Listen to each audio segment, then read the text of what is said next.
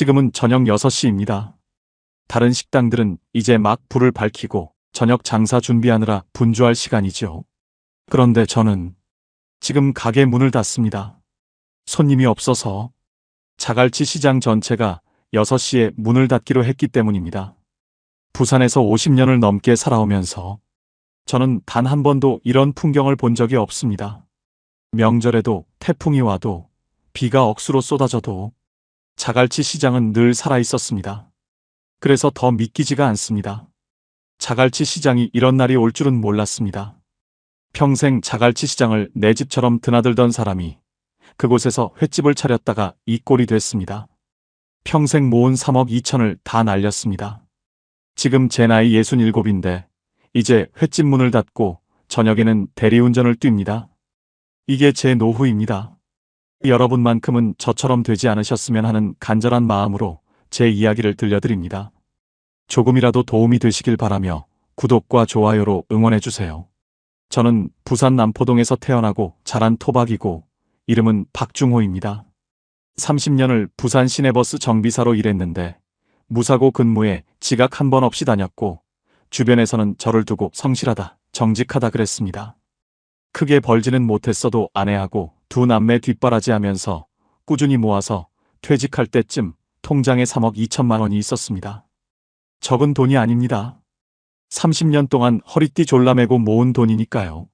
제 유일한 취미가 낚시였는데 매주 주말이면 감천이고 태종대고 오륙도고 어디든 가서 직접 잡아서 회를 떴습니다. 동네 사람들이 늘 그랬어요. 중호 형 회 뜨는 거 프로다. 횟집 차려도 되겠다. 저도 그 말이 기분 좋아서 속으로 생각했습니다. 그래, 나 생선 보는 눈은 확실하다. 은퇴하고 처음 몇 달은 천국이었습니다. 아침에 늦잠 자고 낮에 낚시 가고 저녁에 아내하고 산책하면서 이렇게 살면 되겠다 싶었는데 넉 달쯤 지나니까 뭔가 허전했습니다. 30년을 새벽부터 일어나 기름때 묻혀가며 일한 사람인데 갑자기 할 일이 없으니까 온몸이 붕 뜨는 느낌이었고 그때부터 자갈치 시장을 더 자주 갔습니다. 원래도 40년 넘게 다닌 곳이라 화로센터 입구며 대로변 호객하는 상인들이며 외국인 단체 관광객들이며 그 풍경이 너무나 눈에 익었거든요. 근데 은퇴하고 나서 자주 보니까 한 가지 생각이 들었습니다. 아니, 이러니 횟집이 안 될 수가 있나. 매일 사람이 넘치는데. 특히 외국인 관광객들이 회 가게 앞에 줄을 서 있고 물회집 앞에도 모둠회집 앞에도 사람들이 기다리고 있는 걸 보면서 저는 확신이 들었습니다. 여기서 횟집 하면 무조건 된다. 내가 평생을 본 시장인데 내 눈이 틀릴 리가 없다. 지금 생각하면 그게 함정이었습니다. 제 눈은 정확하다는 자만 그게 저를 망하게 했습니다. 아내는 강하게 반대했습니다. 당신이 회 좋아한다고 장사까지 잘하는 건 아니에요. 위험해요. 아내 말이 맞았습니다. 근데 그때 저는 듣지 않았어요. 내가 40년을 자갈치 시장에서 생선을 보고 회를 뜬 사람인데 손님이 줄 서는 걸 내 눈으로 보고도 못 믿겠나? 저는 그렇게 받아쳤습니다. 경험 없는 분야라는 경고, 감정적 판단이라는 걱정, 퇴직금 위험하다는 충고, 아내가 아무리 말해도 저한테는 아무것도 들리지 않았습니다. 내 눈은 정확하다는 자만이 모든 걸 눌러버렸으니까요. 그러던 어느 날 자갈치 시장 입구 대로변에 위치한 1층 상가 하나가 공실로 나왔습니다. 횟집과 회센터들이 늘어선 바로 그 길목이었고 관광객이 필수로 지나가는 자리였습니다. 부동산 업자가 저한테 그랬어요. 여긴 발길 끊길 일이 없습니다. 위치 정말 좋습니다. 저는 이미 마음을 정해두고 있었기 때문에 속으로 생각했습니다. 내가 매주 본 자리지. 여긴 진짜 괜찮다. 권리금이 6천만 원이고 보증금이 4천만 원이었습니다. 생각보다 큰 돈이었는데 저는 개의치 않았어요. 좋은 자리는 원래 비싸고 대신 잘 된다고 스스로 합리화했습니다. 아내는 울면서 반대했는데 저는 이미 계약 도장을 찍은 뒤였습니다. 지금 생각하면 그때 아내 손을 잡고 집으로 돌아갔어야 했는데 그때는 왜 그랬는지 아내 눈물이 눈에 들어오지 않았습니다. 오로지 내 확신만 보였어요. 가게 계약을 하고 나니 인테리어부터 시작해야 했습니다. 저는 낚시 취미가 자신감으로 이어져 있었기 때문에 생선 보는 눈이 정확하고 회 뜨는 실력까지 있으니 요식업 경험이 없어도 문제 없다고 판단했습니다. 그래서 인테리어에 7천만 원, 2칸짜리 화로, 수족관에 1,500만 원, 업소용 냉장고와 냉동고, 식자재 보관 장비에 2천만 원, 간판과 테이블 의자까지 합쳐서 총 1억 8천만 원이 들어갔습니다. 여기에 권리금과 보증금을 더하면 총 2억 8천만 원입니다. 평생 모든 전 재산 3억 2천만 원에서 거의 대부분이 나간 셈입니다. 아내가 또 말렸습니다. 너무 많이 들어가는 거 아니에요. 조금만 줄이면 안 돼요. 근데 저는 확신에 차서 대답했습니다. 내가 생선 손질은 누구보다 잘하니까 맛으로 승부 보면 된다. 하지만 저는 몰랐습니다. 생선 손질하는 것과 식당을 운영하는 건 전혀 다른 세계라는 사실을요. 회를 잘 뜬다고 장사를 잘하는 게 아니었는데 저는 그걸 깨닫기까지 너무 오랜 시간이 걸렸고 너무 많은 걸 잃었습니다. 드디어 박중호 화로회라는 간판을 달고 가게 문을 열었습니다. 10월이었어요. 가을 관광철이 한창일 때라 타이밍이 좋다고 생각했습니다. 첫 며칠은 조용했어요. 손님이 하루에 2-3팀 올까 말까 했는데 저는 크게 걱정하지 않았습니다. 원래 새로 연 가게는 입소문 나는데 시간이 걸린다고 생각했거든요. 그런데 일주일쯤 지나니까 진짜 사람이 몰리기 시작했습니다. 가을 단풍 구경 온 관광객들이 자갈치 시장으로 쏟아져 들어왔고 외국인 단체 관광객들도 매일같이 시장 골목을 누볐습니다. 제 가게도 덩달아 손님이 늘었어요. 10월 한 달 매출이 2,400만 원이 나왔습니다. 재료비랑 인건비 빼고도 손에 꽤 남았어요. 저는 속으로 쾌재를 불렀습니다. 역시 내 눈이 맞았다. 11월은 더 좋았습니다. 단풍 시즌 막바지라 주말마다 관광버스가 줄을 섰고 점심 저녁 할 것 없이 테이블이 꽉 찼어요. 한 달 매출이 3,100만 원까지 올랐습니다. 아내도 슬슬 표정이 밝아지기 시작했어요. 처음에는 그렇게 반대하더니 이제는 저녁마다 가게에 나와서 서빙을 도와줬습니다. 우리 둘이서 손발 맞춰가며 일하는 게 신혼 때처럼 설레기도 했어요. 12월은 대박이었습니다. 연말 모임 시즌이라 단체 손님이 몰렸고 크리스마스 전후로는 예약 전화가 끊이지 않았어요. 회사 회식, 가족 모임, 동창회까지 별의별 손님이 다 왔습니다. 한 달 매출이 4,200만 원을 찍었어요. 석 달 만에 매출이 거의 2배 가까이 뛴 겁니다. 인건비와 재료비, 월세를 모두 빼고 순수익으로 처음으로 1,000만 원을 넘게 가져갔어요. 저는 완전히 자신감에 차올랐습니다. 아내한테 으스대며 말했어요. 어때? 내가 뭘 했어? 자갈치 시장에서 횟집 하면 된다고 했잖아. 내년에는 더 잘 될 거야. 단단히 준비하자. 그렇게 새해가 밝았습니다. 1월 초에는 신년 모임 손님들이 좀 있었는데 중순부터 슬슬 뜸해지기 시작했어요. 비수기라 그러려니 했습니다. 그런데 1월 말쯤부터 뉴스에서 심상치 않은 소식이 들려왔습니다. 중국 우한에서 정체불명의 폐렴이 퍼지고 있다는 거였어요. 처음에는 남의 나라 일이라 대수롭지 않게 생각했습니다. 중국 얘기가 우리랑 무슨 상관이야 그랬어요. 2월이 됐는데 손님이 확 줄었습니다. 그리고 뉴스에서 연일 코로나 확진자가 나왔다고 떠들기 시작했어요. 대구에서 집단 감염이 터지고 전국으로 퍼지기 시작하면서 사람들이 외출을 안 하기 시작했습니다. 자갈치 시장 전체가 흔들렸어요. 관광객이 90% 이상 줄었고 외국인 단체는 완전히 사라졌습니다. 시장 골목이 텅텅 비었어요. 예전에는 사람들 어깨가 부딪힐 정도로 북적였는데 이제는 낮에도 상인들만 앉아서 멍하니 바다를 바라보고 있었습니다. 저도 마찬가지였어요. 하루 종일 가게 문 열어놓고 손님 기다렸는데 한 팀도 안 오는 날이 생겼습니다. 코로나가 터지고 나서 첫 한두 달은 그래도 버틸 수 있었습니다. 곧 끝나겠지, 한 달만 지나면 괜찮아지겠지. 저는 그렇게 생각했어요. 아내도 저도 매일 뉴스를 보면서 확진자 수가 줄어들기만을 기다렸습니다.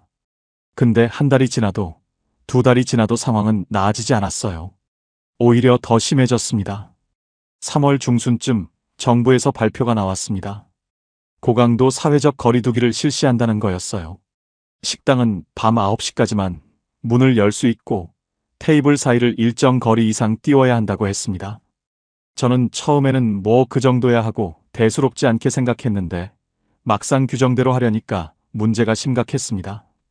테이블 간격을 띄우려면 자리를 줄여야 했거든요. 원래 14개 놓았던 테이블 중에서 7개를 빼야 했습니다. 손님을 절반밖에 못 받게 된 거예요. 그것만 해도 타격인데 밤 9시 영업 제한이 진짜 치명적이었습니다. 횟집이라는 게 저녁 장사로 먹고 사는 업종이거든요. 퇴근하고 회 한 점 하려는 손님들이 주 고객인데 9시에 문 닫으면 저녁 손님 절반은 놓치는 거였어요. 게다가 사람들이 외출 자체를 안 했습니다. 코로나 무섭다고 집에만 있었어요. 자갈치 시장 골목이 낮에도 텅텅 비었습니다. 3월 매출을 정산해 봤습니다. 1200만 원이었어요. 12월에 4200만 원 찍었던 가게가 석 달 만에 3분의 1도 안 되게 떨어진 겁니다. 재료비가 480만 원 나갔고 주방 보조 아주머니 인건비가 250만 원, 임대료가 300만 원, 전기세 가스비 수도세 합쳐서 150만 원쯤 됐습니다. 다 더하니까 1180만 원이었어요. 매출 1200만 원에서 비용 1180만 원 빼면 20만 원 남는 겁니다. 한 달 내내 아침부터 밤까지 일해서 20만 원이요. 아내랑 둘이서 일한 거 생각하면 사실상 적자나 마찬가지였어요. 4월은 더 심했습니다. 거리두기가 더 강화되면서 손님이 뚝 끊겼어요. 매출이 800만 원 아래로 떨어졌습니다. 이건 계산할 것도 없이 적자였어요. 재료비랑 임대료만 내도 마이너스인데 인건비까지 나가니까 한 달에 300만 원 넘게 까먹는 거였습니다. 주방 보조 아주머니한테 죄송하다고 말하고 그만두시라고 했습니다. 아주머니도 사정을 아니까 원망하지는 않았는데 그분 뒷모습 보내면서 마음이 너무 무거웠어요. 이제 저랑 아내 둘이서 가게를 운영해야 했습니다. 그래도 저는 희망을 놓지 않았어요. 코로나가 끝나면 다시 손님이 올 거다. 자갈치 시장이 어떤 곳인데 부산 대표 관광지인데 사람들이 안 올 리가 없다. 저는 매일 그렇게 되뇌었습니다. 아내는 이제 그만 접자고 했어요. 더 손해보기 전에 정리하자고요. 근데 저는 들을 수가 없었습니다. 여기서 포기하면 지금까지 투자한 2억 8천만 원이 다 날아가는 거잖아요. 조금만 더 버티면 된다. 코로나가 끝나면 다시 대박 날 거다. 저는 그렇게 버텼습니다. 하지만 여름이 지나고 가을이 왔는데도 상황은 나아지지 않았습니다. 코로나가 잠깐 주춤하나 싶으면 다시 확진자가 늘어났고 거리두기 단계가 오르락내리락 했어요. 자갈치 시장은 예전의 활기를 완전히 잃었습니다. 옆 가게들도 하나둘 문을 닫기 시작했어요. 30년 넘게 장사하던 건어물 가게 사장님이 어느 날 인사도 없이 셔터를 내렸고 맞은편 횟집도 임대료를 못 내서 쫓겨나듯 나갔습니다. 시장 골목에 공실이 늘어가는 게 눈에 보였어요. 저도 슬슬 겁이 나기 시작했습니다. 이러다가 나도 저렇게 되는 거 아닌가.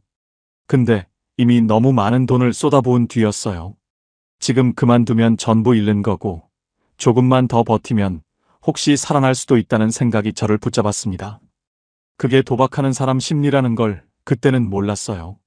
잃은 돈이 아까워서 더 잃는 거, 그게 바로 제 모습이었는데 저는 그걸 인정하고 싶지 않았습니다. 그렇게 코로나가 1년을 넘기고 2년을 넘겼습니다. 2020년에 시작된 악몽이 2021년, 2022년까지 이어졌어요. 그 사이에 저는 남은 퇴직금을 거의 다 썼습니다. 매달 적자를 메꾸느라 통장에서 돈이 빠져나갔고 어느 순간 잔고가 1,000만 원 아래로 떨어졌습니다. 3억 2천만 원이 있던 통장이에요. 30년 동안 허리띠 졸라매고 모은 돈이 3년 만에 바닥을 드러낸 겁니다. 그때 처음으로 진짜 무서웠습니다. 밤에 잠이 안 왔어요. 눈을 감으면 숫자가 보였습니다. 2억 8천만 원 투자, 3천만 원 적자, 1,000만 원 잔고. 그 숫자들이 머릿속에서 빙글빙글 돌았어요. 새벽 3시까지 천장만 바라보다가 겨우 잠들면 악몽을 꿨습니다. 텅 빈 가게에서 혼자 회를 뜨고 있는데 손님이 한 명도 안 오는 꿈, 수족관 물이 다 빠져서 고기가 죽어가는 꿈, 건물주가 와서 나가라고 소리치는 꿈. 매일 그런 꿈을 꾸다가 땀에 젖어서 깼습니다. 아내한테 차마 말을 못했어요. 통장 잔고가 얼마 남았는지 보여줄 수가 없었습니다. 아내도 눈치를 챘는지 더 이상 돈 얘기를 안 했어요. 예전에는 이번 달은 얼마나 남았어? 다음 달 임대료는 어떻게 해? 그런 얘기라도 했는데 이제는 그냥 조용했습니다. 밥상 앞에서 한숨만 쉬었어요. 저도 한숨, 아내도 한숨, 말없이 한숨만 오가는 식탁이 너무 무거웠습니다. 우리 부부 사이에 대화가 점점 없어졌어요. 예전에는 저녁마다 오늘 손님이 어땠다, 내일은 뭘 준비하자, 그런 얘기를 나눴는데 이제는 밥 먹을 때도 서로 눈을 못 마주쳤습니다. 가게가 안 되니까 부부 사이도 안 되는 거였어요. 어느 날 아내가 조용히 말했습니다. 여보, 우리 이러다가 늙어 죽겠어요. 그 말이 가슴에 비수처럼 꽂혔는데 저는 아무 대답도 못했습니다. 뭐라고 해야 할지 몰랐거든요. 2023년이 되니까 드디어 코로나가 풀리기 시작했습니다. 거리두기가 해제되고 마스크 의무도 없어지고 사람들이 다시 밖으로 나오기 시작했어요. 저는 드디어 끝이 보인다고 생각했습니다. 3년을 버텼으니까 이제 보상받을 차례라고 생각했어요. 자갈치 시장도 다시 살아날 거다. 관광객이 돌아올 거다. 외국인들이 다시 줄을 설 거다. 저는 매일 그렇게 기도하듯 되뇌었습니다. 실제로 손님이 조금씩 늘었어요. 코로나 전만큼은 아니어도 하루에 10팀, 많을 때는 20팀까지 왔습니다. 매출이 1,500만 원쯤 나오는 달도 생겼어요. 재료비 600만 원, 임대료 300만 원, 공과금 150만 원 빼면 450만 원쯤 남았습니다. 적자는 면했어요. 저는 다시 희망을 품었습니다. 이제 살았다. 조금만 더 버티면 예전처럼 될 거다. 근데 세상은 그렇게 호락호락하지 않았습니다. 코로나는 끝났는데 경기가 안 살아났어요. 뉴스에서는 맨날 고물가, 고금리, 경기 침체 이런 말만 나왔습니다. 물가는 미친 듯이 올랐고 사람들 주머니 사정은 오히려 코로나 때보다 더 나빠졌어요. 자갈치 시장에 사람은 좀 오는데 예전처럼 쓰지를 않았습니다. 예전에는 모둠회에 매운탕까지 시키고 소주 2~3병씩 먹던 손님들이 이제는 회 조금에 소주 1병만 시키고 갔어요.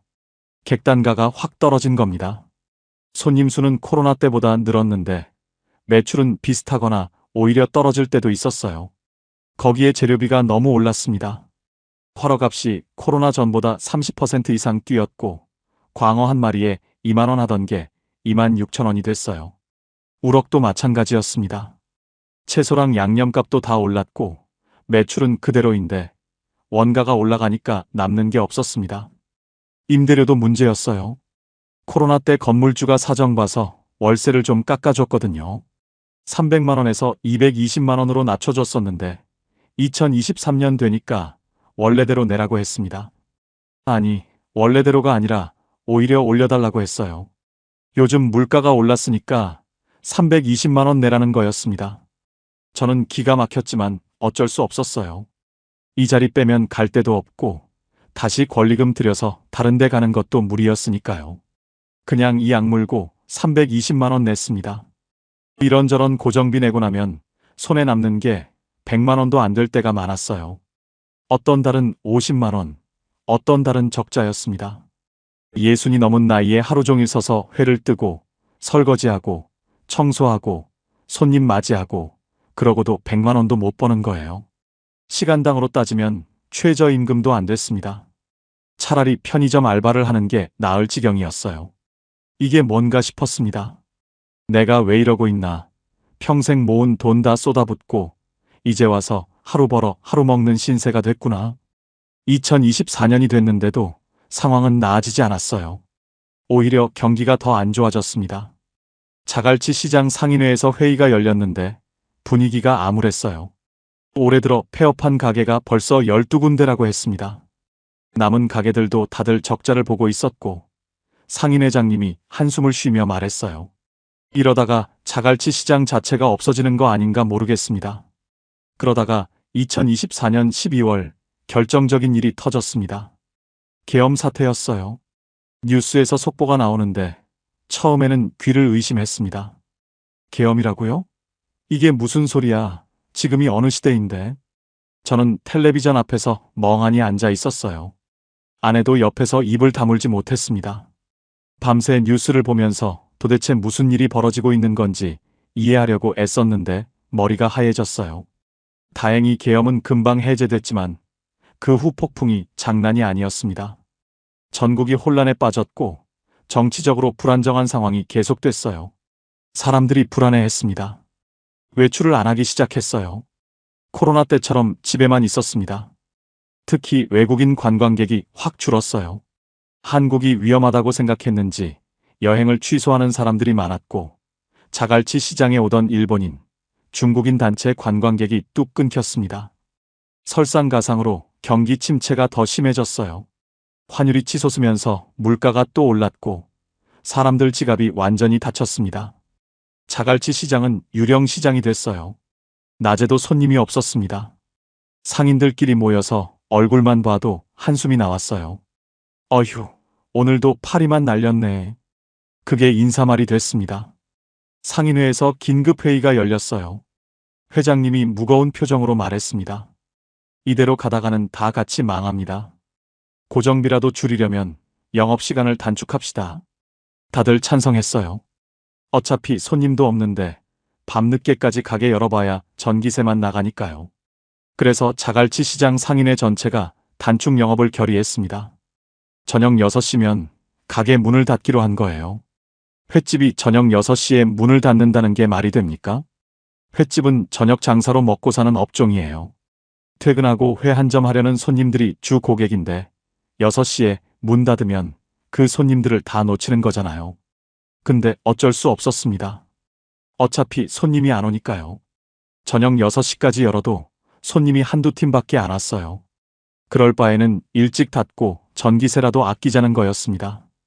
그때부터 제 하루가 바뀌었어요. 아침에 가게 문 열고 점심 장사 조금 하고 저녁 6시에 문 닫고 그 다음에 뭘 했느냐? 대리운전을 나갔습니다. 가게로는 생활비가 안 나오니까 저녁에 대리운전이라도 해야 먹고 살 수 있었어요.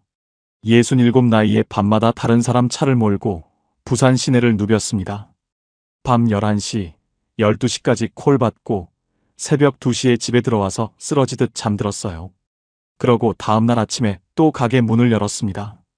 아내가 어느 날 밤에 저를 기다리다가 울고 있었어요. 여보, 우리가 왜 이렇게 됐어요? 당신 몸은 어쩌려고 이래요? 저도 울고 싶었는데 눈물이 안 나왔습니다. 너무 지쳐서 울 힘도 없었어요. 그냥 아내 손을 잡고 말했습니다. 조금만 더 버티자. 그 말밖에 할 수 있는 게 없었습니다. 그렇게 반년을 더 버텼습니다. 낮에는 횟집, 밤에는 대리운전. 몸이 나만하질 않았어요. 아침에 일어나면 온몸이 쑤시고 허리가 끊어질 것 같았습니다. 67 나이에 하루 16시간씩 일하니까 몸이 버틸 수가 없었어요. 어느 날은 대리운전 콜 받고 가다가 졸음이 쏟아져서 차를 세우고 잠깐 눈을 붙인 적도 있었습니다. 이러다가 사고 나면 어쩌나 그런 생각이 들었어요. 그런데도 가게 사정은 나아지지 않았습니다. 2025년이 됐는데 손님은 더 줄었어요. 하루 매출이 10만 원도 안 나오는 날이 생겼습니다. 점심에 손님 한 팀, 저녁에 한 팀. 그게 전부였어요. 어떤 날은 하루 종일 문 열어놓고 손님이 한 명도 안 온 적도 있었습니다. 수족관에서 광어랑 우럭이 헤엄치는 걸 보면서 혼자 앉아 있었어요. 이 고기들 팔지도 못하고 전기세만 나간다. 그 생각에 한숨만 나왔습니다. 결국 결심을 했습니다. 더 이상은 못 버티겠다. 이대로 가다가는 빚만 더 늘어난다. 저는 가게를 내놓기로 했어요. 부동산에 연락해서 매물로 올렸습니다. 권리금 6천만 원 받고 들어왔으니까 최소 절반은 받을 수 있겠지. 그렇게 생각했어요. 3천만 원만 받아도 감사하다고 생각했습니다. 근데 현실은 달랐어요. 부동산에서 연락이 왔는데 얼굴이 어두웠습니다. 사장님, 솔직히 말씀드릴게요. 지금 자갈치 시장에 공실이 너무 많아요. 권리금 받고 들어올 사람이 없습니다.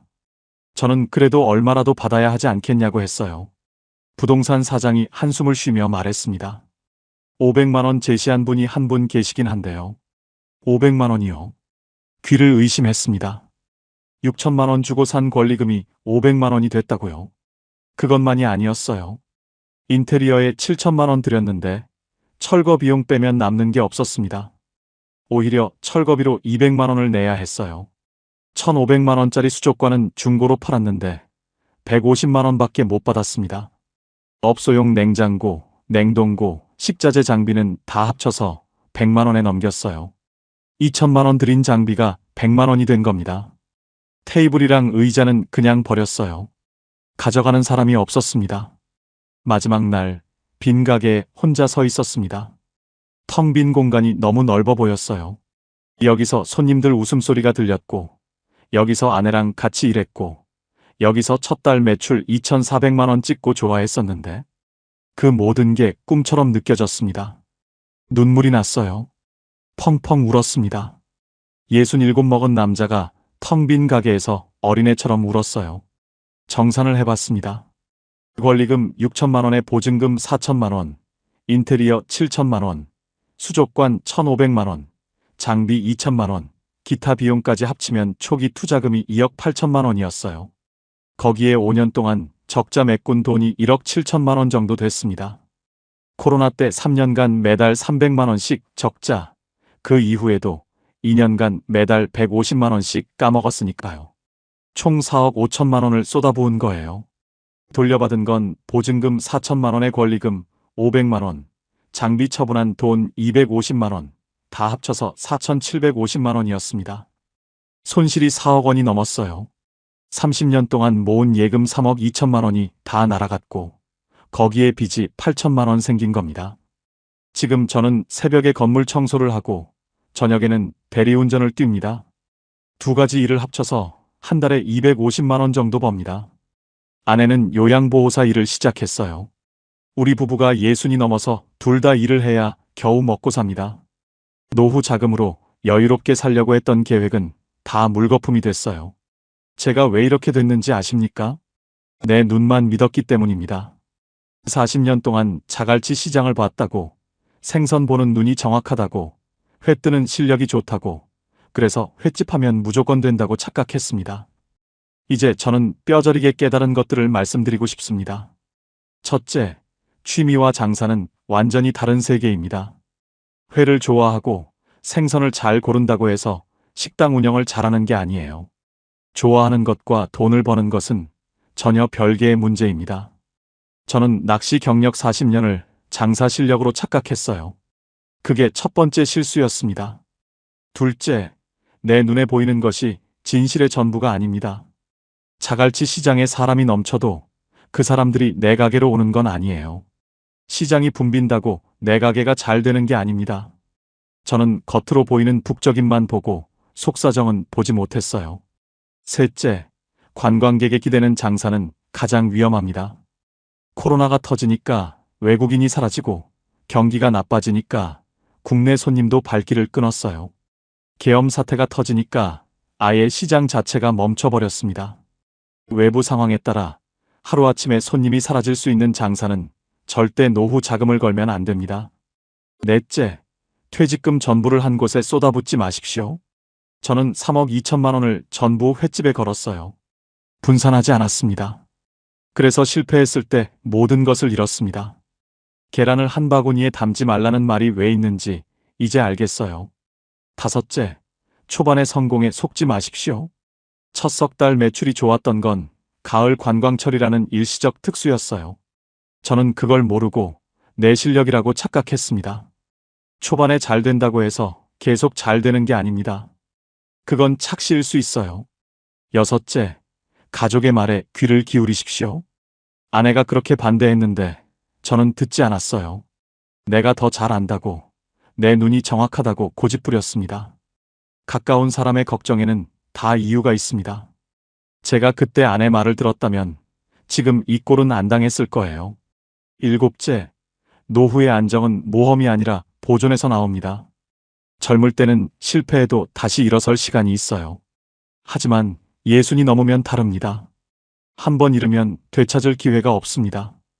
그 나이에 필요한 건 새로운 도전이 아니라 가진 것을 지키는 지혜입니다. 마지막으로 이 말씀만 드리고 싶습니다. 제발 저처럼 노후를 잃지 마십시오.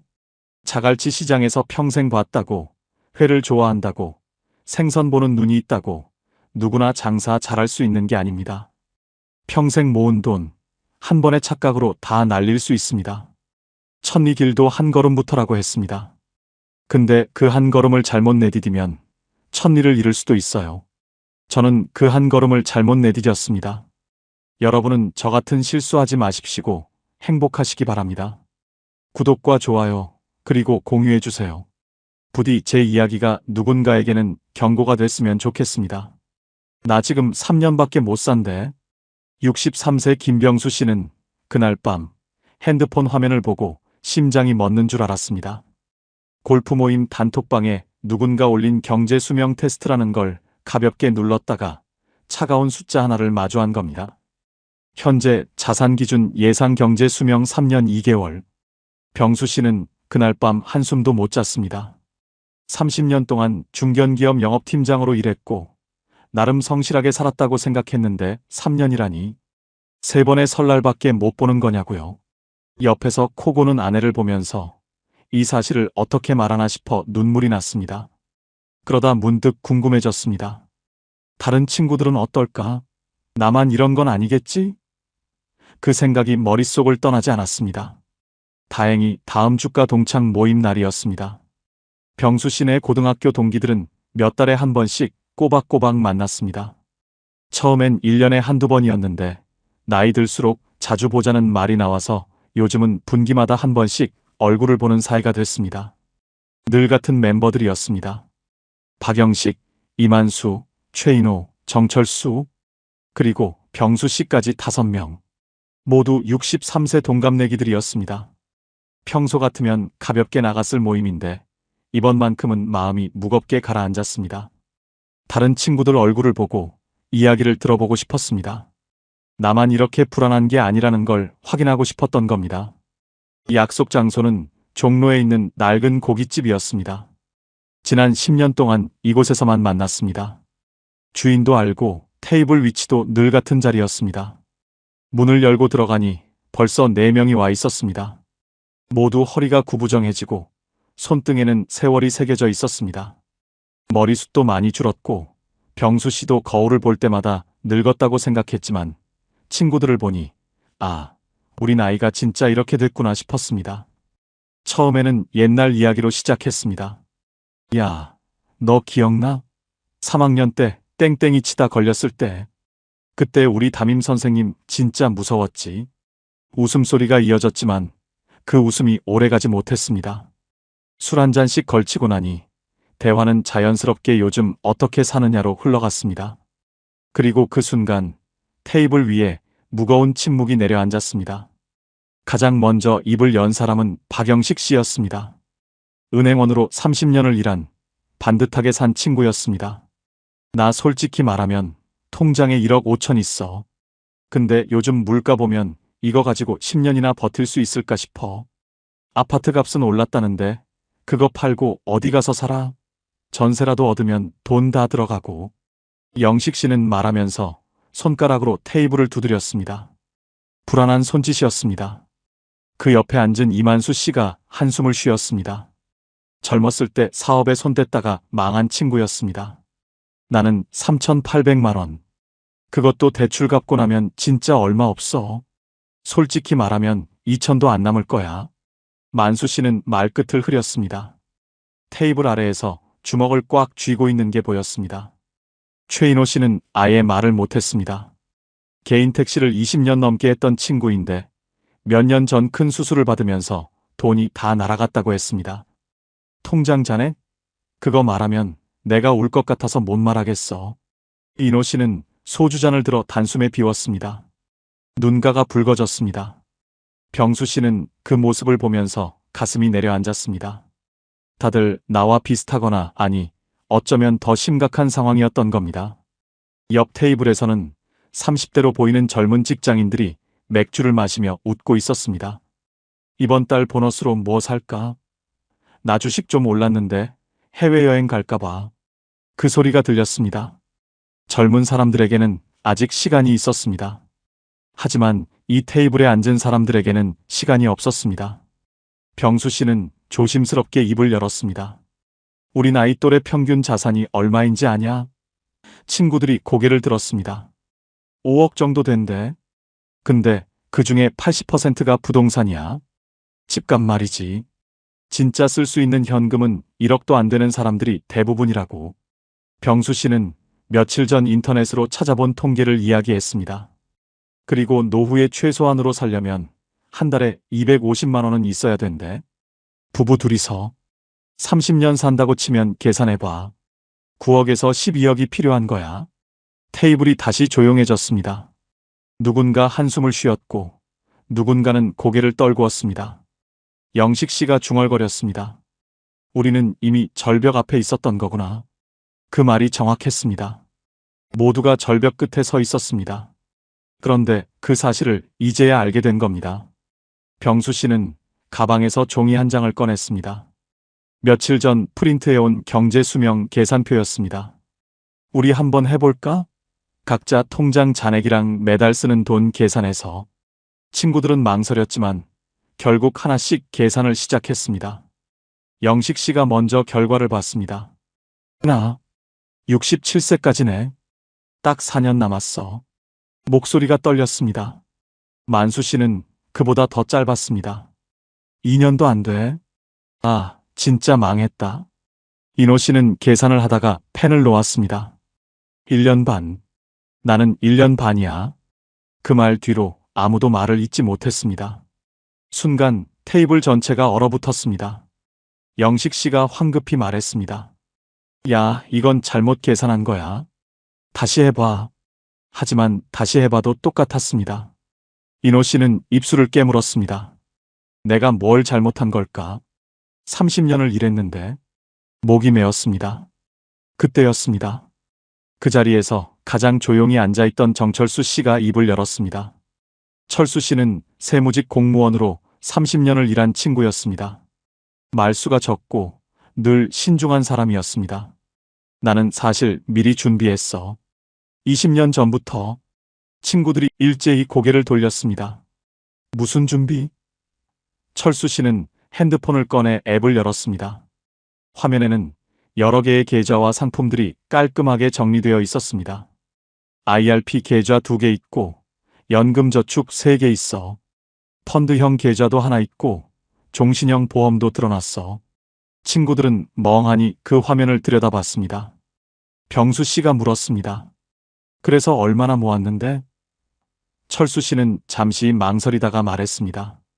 지금 현금으로 쓸 수 있는 돈이 2억 5천 정도 돼. 거기다 연금 받으면 매달 190만 원 나와. 그리고 나 집 다운사이징 했거든.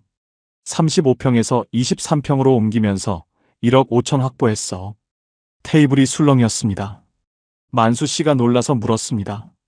야, 너 월급 우리랑 비슷했잖아. 어떻게 그렇게 모았어? 철수 씨는 담담하게 설명했습니다. 나 20년 전에 한 선배한테 조언 들었어. 노후 준비는 일찍 해야 된다고. 그때부터 월급의 15%는 무조건 세액 공제되는 대로 넣었어. IRP랑 연금저축. 그리고 퇴직금은 일시금으로 안 받고 연금형으로 돌렸어. 그러면 세금도 줄어들거든. 영식 씨가 황급히 물었습니다. 세금? 퇴직금에 세금이 있어? 철수 씨는 고개를 끄덕였습니다. 당연하지. 퇴직금 일시금으로 받으면 세금 많이 떼거든. 병수 씨는 머리를 감싸 쥐었습니다. 그걸 왜 진작 말 안 해줬어? 철수 씨는 미안한 표정을 지었습니다. 너희가 물어본 적이 없잖아. 그리고 나도 자랑하고 싶지 않았어. 만수 씨가 절박하게 물었습니다. 근데 지금이라도 늦지 않았을까? 우리 나이에 뭘 할 수 있겠어? 철수 씨는 고개를 저었습니다. 늦지 않았어. 방법은 많아. 너희도 다 할 수 있어. 그 말에 친구들 눈빛이 조금 살아났습니다. 철수 씨는 핸드폰 화면을 스크롤하며 하나씩 설명했습니다. 너희들도 지금 당장 할 수 있는 게 있어. 첫 번째, 집 다운사이징. 영식이 너 지금 35평 살지? 25평으로 줄이면 1억에서 2억은 확보할 수 있어. 영식 씨가 눈을 깜빡였습니다. 근데 집 줄이면 애들이 뭐라 안 할까? 철수 씨는 고개를 저었습니다. 애들 다 컸잖아. 명절에 한두 번 오는데 무슨 큰 집이 필요해? 솔직히 우리 부부 둘이서 관리하기도 힘들어. 만수 씨가 끼어들었습니다. 나는 집도 작은데 어떡해? 27평밖에 안 돼. 철수 씨가 말했습니다. 마찬가지야. 주택연금 알아봐. 집 담보로 맡기면 평생 매달 돈 나와. 내 집 시세가 3억 정도 되지? 그럼 한 달에 120만 원에서 150만 원은 받을 수 있어. 죽을 때까지 나오는 거야. 만수 씨 눈빛이 달라졌습니다. 그게 정말 가능해? 철수 씨는 고개를 끄덕였습니다. 당연하지. 국가에서 보증하는 거야. 나중에 집값이 연금으로 나간 돈보다 적어도 상관없어. 자식들한테 빚 안 남겨. 인호 씨가 조심스럽게 물었습니다. 나는 집도 전세로 사는데 통장에 돈도 거의 없고. 철수 씨는 잠시 생각하더니 말했습니다. 너는 일단 지출부터 줄여야 돼. 한 달에 얼마나 쓰는데? 인호 씨가 머뭇거리며 대답했습니다. 한 200만 원? 아니 좀 더 쓰는 것 같기도 하고. 철수 씨가 말했습니다. 정확히 모르면 안 돼. 나 내 통장 시스템 쓰거든. 생활비 통장, 비상금 통장, 여유자금 통장, 저축 통장. 이렇게 나눠서 관리하면 돈이 어디로 새는지 보여. 너 담배 피우지? 술도 자주 마시고? 인호 씨가 고개를 끄덕였습니다. 그거만 줄여도 한 달에 50만 원은 아낄 수 있어. 병수 씨는 친구들의 대화를 들으면서 가슴이 뛰기 시작했습니다. 절망만 있던 테이블에 희망이 보이기 시작한 겁니다. 철수야, 나는 어떻게 하면 좋을까? 나는 진짜 경제 수명이 끝났잖아. 철수 씨는 병수 씨를 똑바로 봤습니다. 병수야, 너 지금 32평 아파트 살지? 그거 팔고 20평대 빌라로 옮기면 1억 5천은 건질 수 있어. 거기다 너 퇴직금 아직 안 받았지? 병수 씨가 고개를 끄덕였습니다. 응, 다음 달에 받기로 했어. 한 8,500만 원 나온대. 철수 씨가 급하게 말했습니다. 야, 그거 절대 일시금으로 받지 마. 연금형으로 받아. 일시금으로 받으면 세금만 많이 나오니까. 근데 연금형으로 받으면 세금이 많이 줄어들잖아. 그리고 계속 이자도 붙고 10년, 15년 나눠서 받으면 매달 돈도 들어오고 세금도 아끼고 일석이조야. 영식 씨가 탄식했습니다. 아, 나는 벌써 일시금으로 받아버렸어. 작년에. 철수 씨가 안타까운 표정을 지었습니다. 그래도 그 돈 아직 있지? 지금이라도 IRP나 연금저축에 넣으면 세액공제 받을 수 있어. 한 해에 최대 900만 원까지 세액공제 되거든. 그러면 150만 원 정도 세금 돌려받아. 영식 씨 눈이 커졌습니다. 150만 원을? 철수 씨는 웃었습니다. 응. 나는 20년 동안 그렇게 해서 3천만 원 넘게 세금 돌려받았어. 그게 다 복리로 불어난 거지. 만수 씨가 침을 꿀꺽 삼켰습니다. 근데 철수야, 우리 나이에 연금저축 지금 넣어도 의미가 있어? 나이 들어서 넣으면 별로 안 불어나잖아. 철수 씨가 고개를 저었습니다. 아니야. 너희 지금 63세면 연금 바로 받을 수 있어.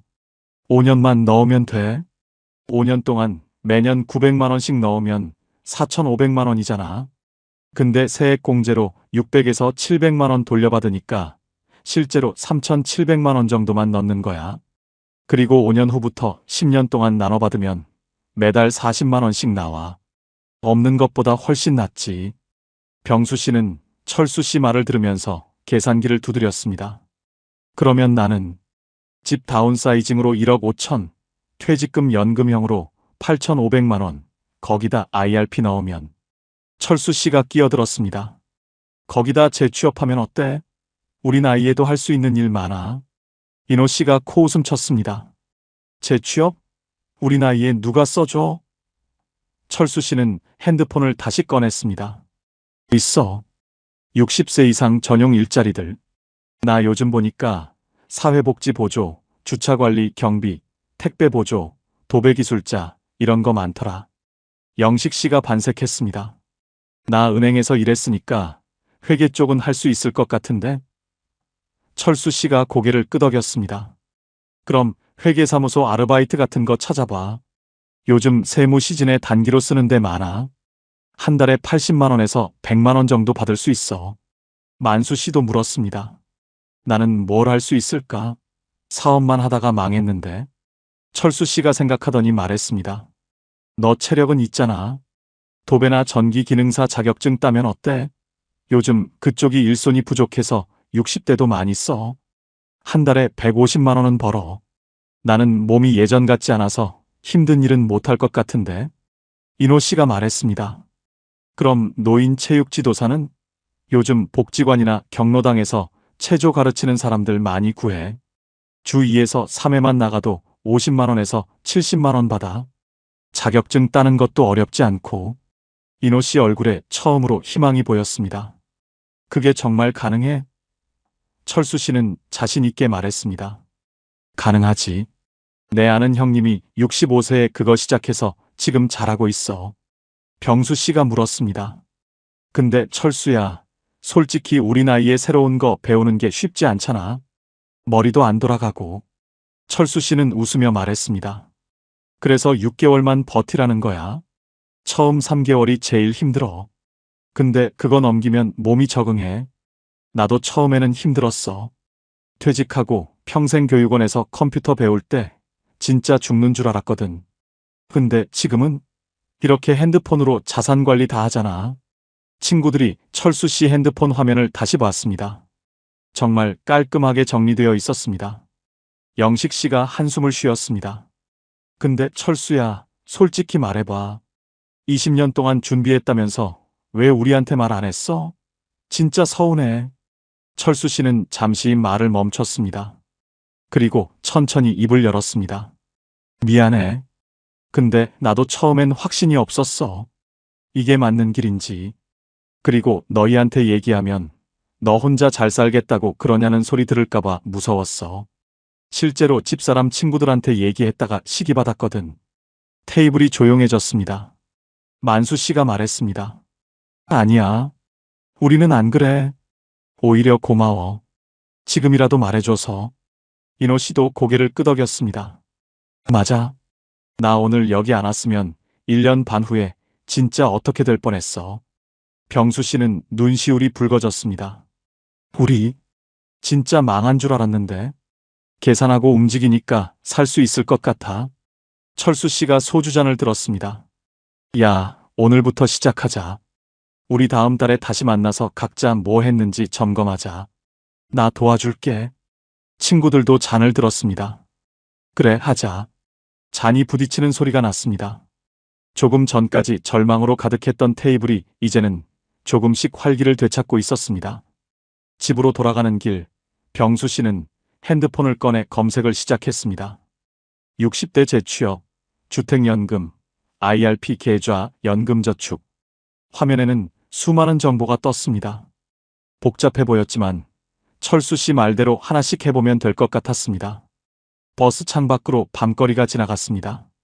며칠 전만 해도 절망으로 가득했던 마음에 작은 희망이 싹트고 있었습니다. 다음 날 아침 병수 씨는 아내에게 모든 걸 털어놨습니다. 여보, 우리 집 좀 줄이는 거 어때? 이렇게 큰 집 필요 없잖아.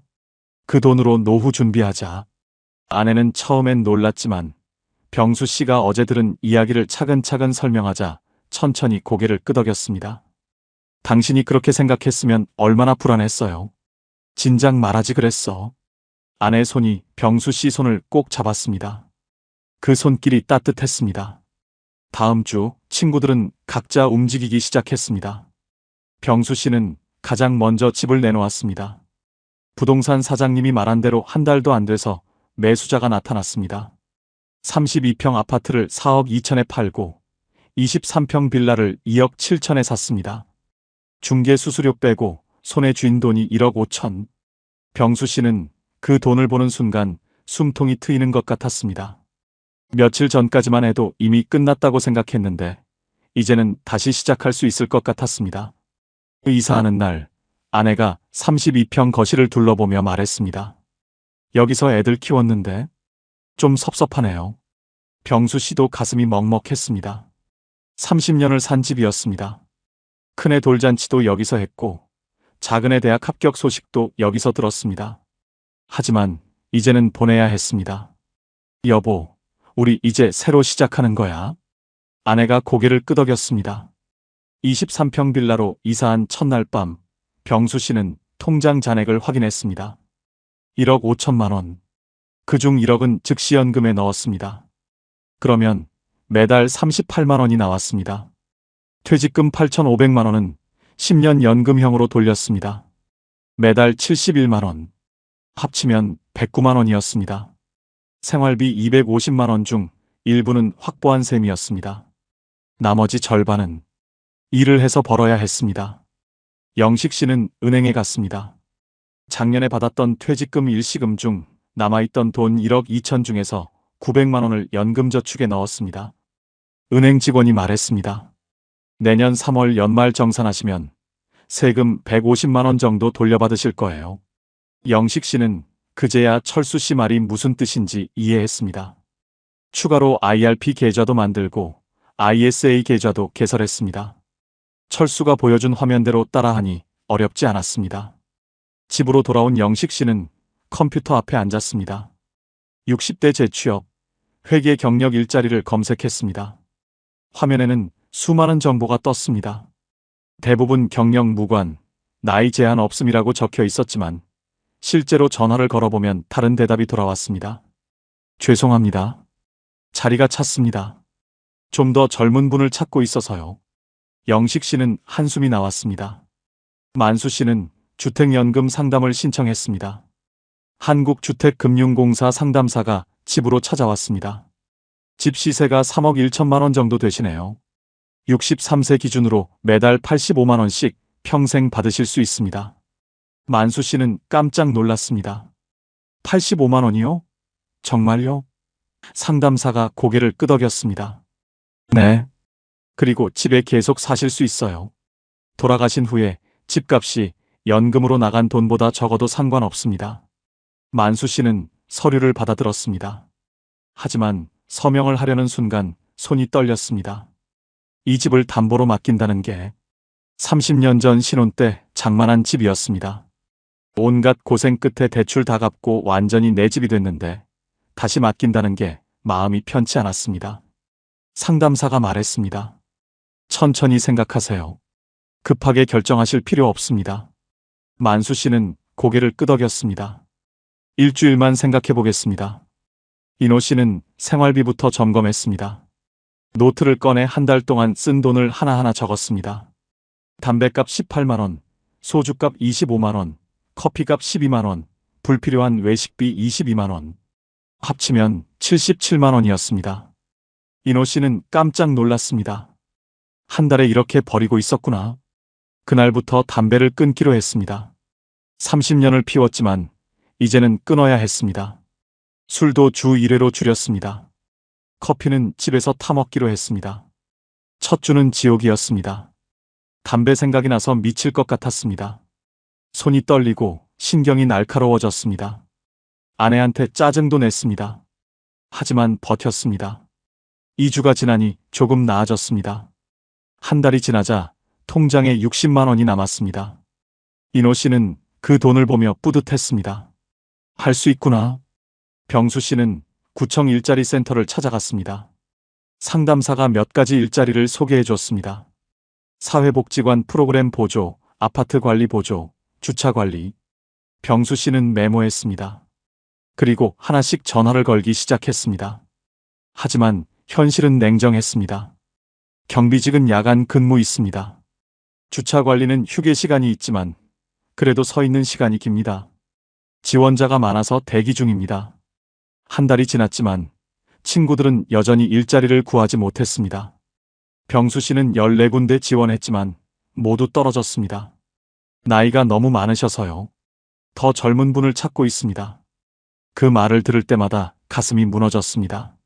30년을 일했는데 이제는 아무도 필요로 하지 않는다는 게 현실이었습니다. 영식 씨도 마찬가지였습니다. 회계사무소 12곳에 이력서를 냈지만 답이 없었습니다. 겨우 면접 한 곳을 잡았는데 가보니 20대 청년들이 대기실에 가득했습니다. 영식 씨는 그 자리에서 나와버렸습니다. 내가 저 젊은 친구들이랑 경쟁한다고? 자존심이 상했습니다. 만수 씨는 고민 끝에 주택연금 서류에 서명했습니다. 85만 원. 그 돈이면 최소한 먹고는 살 수 있었습니다. 첫 달 연금이 들어왔을 때 만수 씨는 통장을 보며 울었습니다.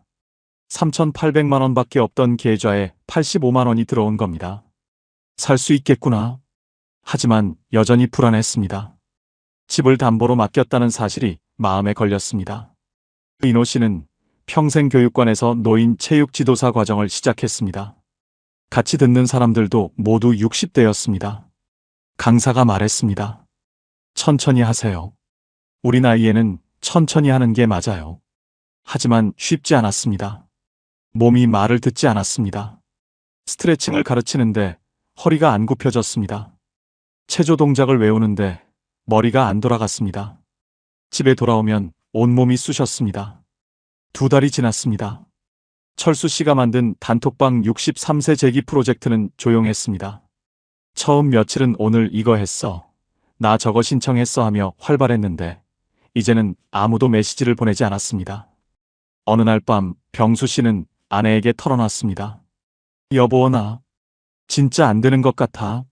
20군데 넣었는데 다 떨어졌어. 아내가 병수 씨 손을 잡았습니다. 당신 사회복지사 보조과정은 알아봤어요? 병수 씨가 고개를 저었습니다. 그게 뭔데? 아내가 핸드폰을 꺼냈습니다. 제가 인터넷으로 찾아봤어요. 구청에서 3개월 교육과정 있는데 수료하면 복지관 일자리 연결해준대요. 당신 사람 만나는 거 좋아하잖아요. 병수 씨는 아내가 찾아놓은 정보를 봤습니다. 사회복지사 보조과정. 주 2회 3개월. 수료 후 복지관 취업 연계. 병수 씨는 다음 날 바로 구청에 갔습니다. 담당자가 말했습니다. 다음 주 월요일에 과정 시작하는데 자리 하나 남았어요. 등록하실래요? 병수 씨는 망설이지 않고 등록했습니다. 영식 씨는 포기하지 않고 계속 찾아다녔습니다. 30번째 전화를 걸었을 때 드디어 희망이 보였습니다. 세무사무소인데요. 지금 3월 세무 시즌이라 사람 급하게 구하고 있어요. 경력 있으시면 와보세요. 영식 씨는 다음날 면접을 보러 갔습니다. 사무소 대표는 60대 후반으로 보이는 여성이었습니다. 은행 30년 경력이시면 충분해요. 3개월 계약직인데 한 달에 100만 원 드려요. 잘하시면 연장할 수도 있고요. 영식 씨는 그 자리에서 하겠습니다라고 대답했습니다. 집으로 돌아오는 길 가슴이 뛰었습니다. 30년 만에 다시 누군가에게 필요한 사람이 된 기분이었습니다. 만수 씨는 도배 학원을 알아봤다가 포기했습니다. 첫 수업에서 1시간 만에 무릎이 나가버렸습니다. 집에 돌아와 파스를 붙이고 누워있는데 아내가 말했습니다. 당신 도배 말고 다른 거 해봐요. 전기 쪽은 어때요? 우리 동네 전기 아저씨 보니까 도배보다는 덜 힘들어 보이던데. 만수 씨는 일어나 앉았습니다. 전기? 다음 날 만수 씨는 전기 기능사 학원을 알아봤습니다. 상담 선생님이 말했습니다. 60대도 많이 오세요. 3개월 과정인데 기초부터 가르쳐드려요. 자격증까지 딸 수 있고요. 만수 씨는 등록했습니다. 그리고 학원 게시판에 붙어있는 구인 광고를 봤습니다. 전기 보조 구함, 나이 무관, 초보 가능, 월 80에서 120만 원. 만수 씨는 그 번호를 사진으로 찍어뒀습니다. 이노 씨는 3개월째 노인 체육 지도사 과정을 듣고 있었습니다. 처음엔 죽을 것 같았는데 이제는 조금 익숙해졌습니다. 같이 듣는 사람 중에 65세 할머니가 있었는데 그분이 말했습니다. 나 작년에 자격증 따서 지금 경로당에서 가르쳐요. 주 2회인데 한 달에 60만 원 받아요. 많진 않지만 그래도 용돈 벌이는 되죠. 이노 씨는 희망이 생겼습니다. 나도 할 수 있겠구나. 4개월이 지났습니다. 병수 씨는 사회복지사 보조과정을 수료했습니다. 그리고 구청에서 연결해준 복지관에 면접을 보러 갔습니다. 관장님이 말했습니다. 프로그램 안내하는 자리예요. 주 3일 하루 4시간. 한 달에 72만 원 드려요. 어르신들 응대하는 거라 말 잘하시는 분 필요해요. 병수 씨는 30년 영업 경력을 어필했습니다. 제가 사람 만나는 건 자신 있습니다. 관장님이 웃었습니다. 좋아요. 다음 주부터 나오세요. 영식 씨는 세무사무소에서 3개월을 일했습니다. 대표가 만족해했습니다. 꼼꼼하시네요. 젊은 친구들보다 나아요. 계약 연장하시겠어요? 영식 씨는 당연히 그러겠다고 대답했습니다. 월급도 120만 원으로 올려줬습니다. 만수 씨는 전기 기능사 자격증을 땄습니다. 그리고 학원 게시판에서 봤던 번호로 전화를 걸었습니다. 보조 자리 아직 있나요? 네, 내일 한번 나와보세요. 만수 씨는 다음날 현장에 갔습니다. 전기 기사는 60대 중반이었습니다. 처음엔 힘들어요. 근데 3개월만 버티면 손에 익어요. 처음엔 80만 원 드리고 익숙해지면 120만 원까지 올려드릴게요. 만수 씨는 그날부터 일을 시작했습니다. 6개월이 흘렀습니다. 어느 토요일 오후 5명은 다시 그 고깃집에서 만났습니다. 처음 경제 수명을 계산하며 절망했던 그 자리였습니다. 하지만 이번엔 분위기가 완전히 달랐습니다. 병수 씨가 먼저 왔습니다. 6개월 전보다 표정이 밝아 보였습니다. 허리도 더 꼿꼿했습니다. 곧이어 영식 씨가 들어왔습니다. 야, 병수야. 두 사람은 반갑게 손을 잡았습니다. 만수 씨가 왔을 때는 모두 놀랐습니다. 야, 너 살 빠졌네? 만수 씨가 웃었습니다. 전기 일하면서 매일 돌아다니니까 5kg 빠졌어. 인호 씨는 표정이 더 좋아졌습니다. 인호야, 얼굴 좋아 보인다. 인호 씨가 어깨를 으쓱했습니다. 체조하면서 다리 힘이 생기니까 자신감이 붙더라. 철수 씨가 마지막으로 들어왔습니다. 다들 왔네. 얼굴들 좋아 보인다. 테이블에는 웃음이 가득했습니다. 한때 절망으로 가득하던 이 자리가 이제는 활기로 차 있었습니다. 고기를 구우며 병수 씨가 먼저 입을 열었습니다. 나 복지관에서 일한 지 3개월 됐어. 처음엔 떨렸는데 이제는 재밌어. 어르신들 프로그램 안내하고 상담도 해주고 관장님이 나 잘한다고 칭찬하시더라고. 병수 씨는 핸드폰을 꺼내 통장 내역을 보여줬습니다. 이번 달 급여 72만 원 들어왔어.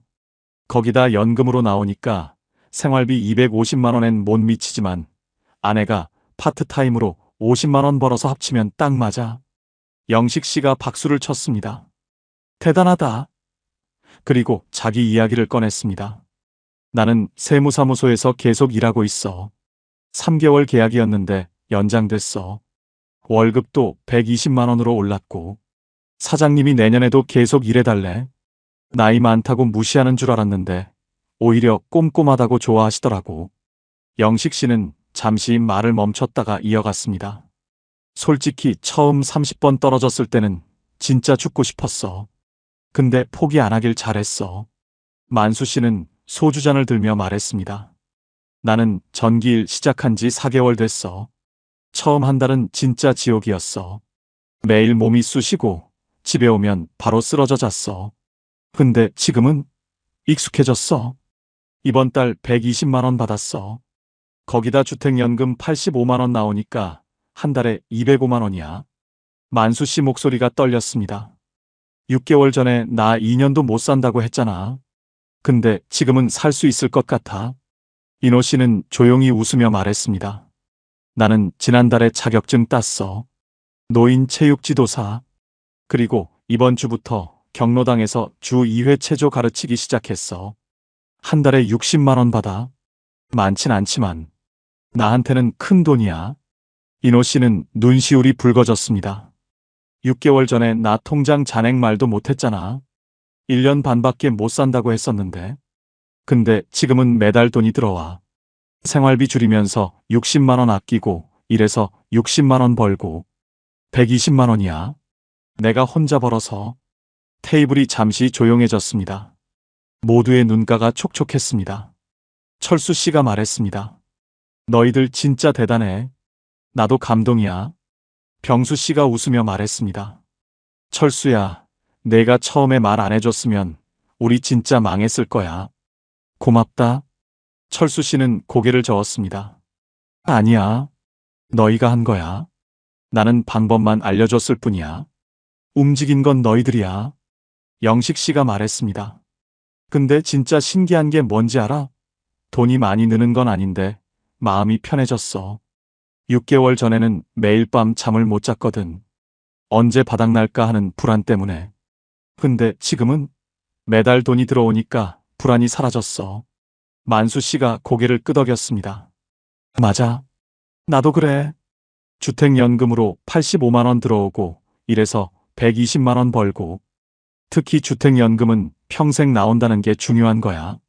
바닥나지 않는다는 확신이 생긴 거지. 인호 씨가 덧붙였습니다. 나는 생활비 줄이는 게 제일 효과가 컸어. 담배 끊고 술 줄이고 커피집에서 타먹으니까 한 달에 60만 원이 남더라고.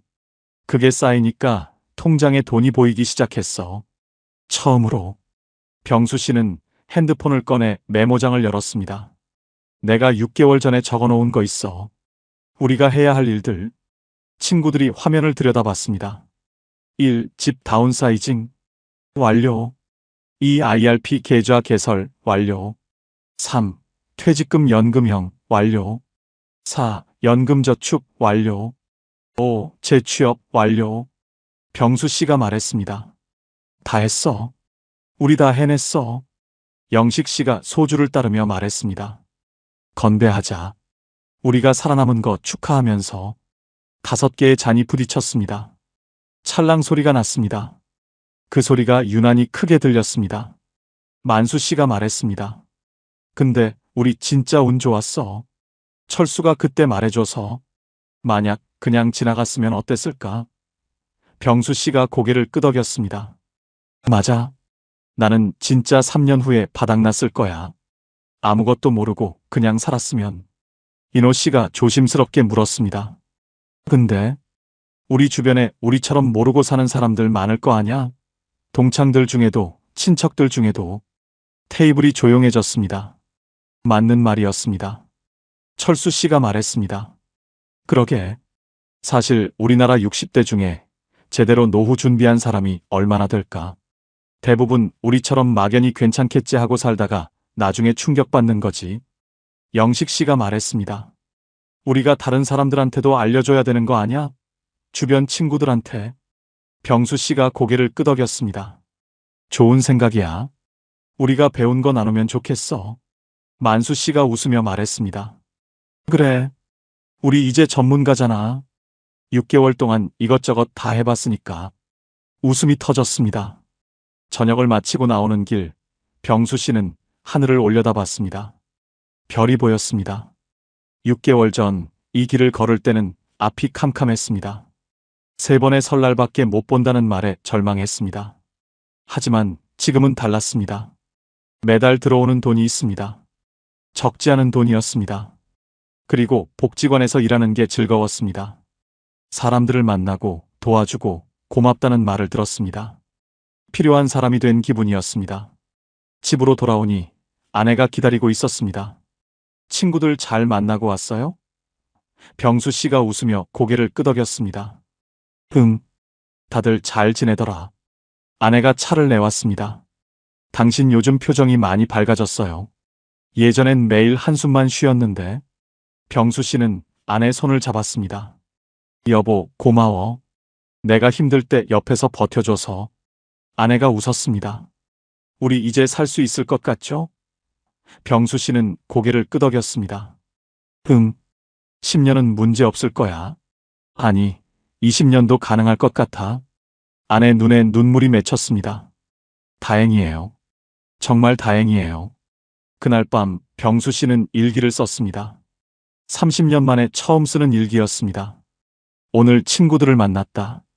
노후 준비가 안 된 우리는 망했다고 생각했다. 경제 수명이 끝났다고, 3년밖에 못 산다고. 하지만 우리는 포기하지 않았다. 계산하고 움직이고 버텼다. 그리고 살아났다. 이제 우리에게는 희망이 있다. 매달 들어오는 돈이 있고, 할 일이 있고, 만날 사람들이 있다. 늦었다고 생각했지만 늦지 않았다. 중요한 건 지금 시작하는 것이었다. 병수 씨는 눈물을 닦으며 마지막 문장을 썼습니다. 우리는 증명했습니다. 63세도 늦지 않다는 것을, 지금 시작하면 달라진다는 것을, 6개월이면 인생이 바뀐다는 것을 증명했습니다. 당신도 할 수 있습니다. 제가 장담합니다. 60대든 70대든 상관없습니다. 통장에 얼마가 남았든, 얼마나 절망스러운 상황이든 상관없습니다. 중요한 건 지금 당장 시작하는 것입니다. 오늘 계산하세요. 얼마가 남았는지, 얼마가 필요한지 정확히 계산하세요. 오늘 결정하세요. 무엇을 줄이고 무엇을 시작할지 결정하세요. 그리고 내일부터 움직이세요. 집을 줄일 수 있는지 구청 일자리 센터에 가보세요. 그리고 버티세요. 6개월만 버티시면 됩니다. 처음 3개월이 가장 힘듭니다. 떨어지고 좌절하고 포기하고 싶을 겁니다. 하지만 버티세요. 3개월이 지나면 몸이 적응합니다. 6개월이 지나면 완전히 다른 사람이 되어 있을 겁니다. 저처럼, 제 친구들처럼 말입니다.